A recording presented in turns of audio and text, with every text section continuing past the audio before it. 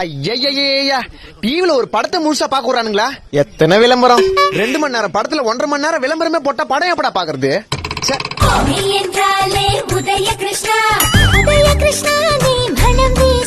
ஏன் நெய்ல சென்ட் வச்சு கொடுப்பீங்களா? இந்த பட்டன் வேற வேலை செய்யுது.